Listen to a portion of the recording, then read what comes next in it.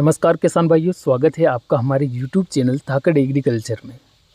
किसान भाइयों, इस वीडियो में हम बात करेंगे लहसुन की फसल में यूरिया खाद के उपयोग के बारे में। लहसुन की फसल में यूरिया खाद का उपयोग कब करना चाहिए, कितनी मात्रा में करना चाहिए और क्यों करना चाहिए, संपूर्ण जानकारी आपको इस वीडियो के अंदर हम देने वाले हैं। किसान भाइयों, अगर आप भी लहसुन की खेती करते हैं तो इस वीडियो को बिल्कुल भी मिस मत कीजिएगा, क्योंकि इस वीडियो में बहुत ही शानदार जानकारी आपके लिए हम लेकर आए हैं। आप इस वीडियो को अंत तक देखिए और जो किसान भाई हमारे इस YouTube चैनल पर पहली बार पधारे हैं, उन सभी किसान भाइयों से मेरा निवेदन रहेगा कि चैनल को सबसे पहले आप नीचे दिए गए लाल अक्षरों के सब्सक्राइब के बटन पर क्लिक करके चैनल को सब्सक्राइब कर दीजिए। साथ ही घंटी के निशान को ज़रूर दबाइए, ताकि जब भी हम कोई नई जानकारी अपलोड करें तो उसका नोटिफिकेशन आपको मिल जाए और आप तुरंत वो जानकारी देख पाएँ। आप लोगों में से अगर कोई भी किसान भाई अफीम की खेती करते हैं तो अफीम की खेती से संबंधित हम कई प्रकार की जानकारी हमारे नए चैनल पर देते रहते हैं।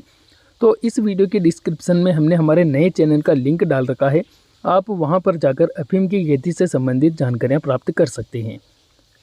चलिए अब बात करते हैं लहसुन की फसल में यूरिया खाद के उपयोग के बारे में, महत्व के बारे में।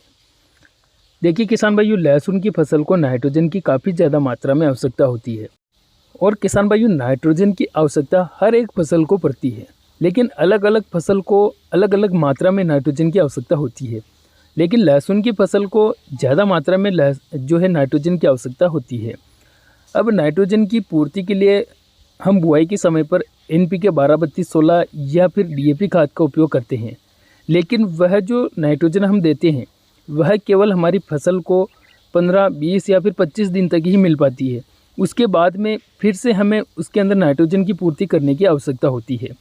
तो उसके बाद में आपको कम से कम 2 बार और नाइट्रोजन की पूर्ति करनी पड़ती है। पहली तो आप जब बुआई करते हैं उस समय पर DAP या फिर NPK 12-32-16 के माध्यम से नाइट्रोजन की पूर्ति कर देते हैं। दूसरी बार जब आपकी फसल 1 महीने के आसपास हो जाती है और उस समय पर आप यूरिया खाद का उपयोग करते हैं, तो उस समय पर नाइट्रोजन की पूर्ति करनी पड़ती है। साथ ही जब हमारी फसल 50-55 दिन के आसपास हो जाती है तो उस समय पर हमें नाइट्रोजन की पूर्ति करनी पड़ती है।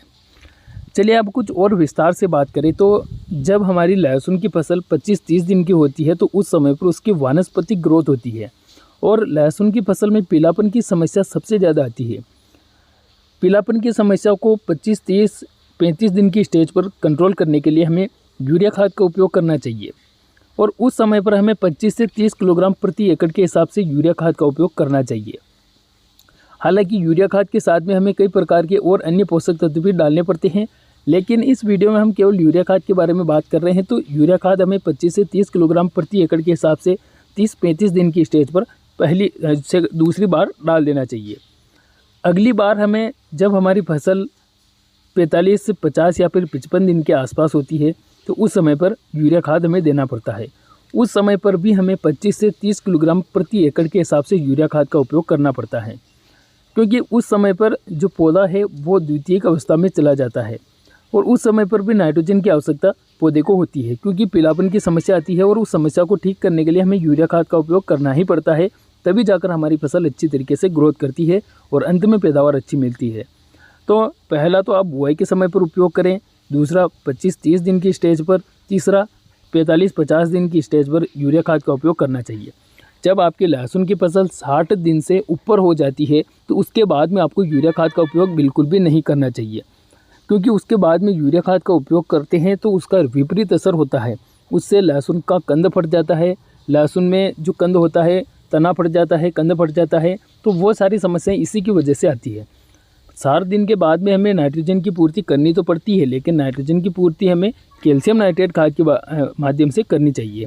तो अब किसान भाइयों, आप समझ ही गए होंगे कि यूरिया खाद का ज़्यादा उपयोग करने से भी लहसुन में नुकसान होता है और कम अगर आप उपयोग करते हैं तो उससे भी हमारे को नुकसान हो सकता है। तो आप संतुलित मात्रा में और समय पर यूरिया खाद का उपयोग लहसुन की फसल में कर लेते हैं तो अच्छे रिजल्ट आपको देखने को मिल जाते हैं। किसान भाइयों, इस वीडियो में इतनी ही जानकारी थी। उम्मीद करूंगा आपको वीडियो अच्छा लगा होगा। वीडियो पसंद आए तो लाइक करें, चैनल को सब्सक्राइब करें। धन्यवाद। जय जवान जय किसान।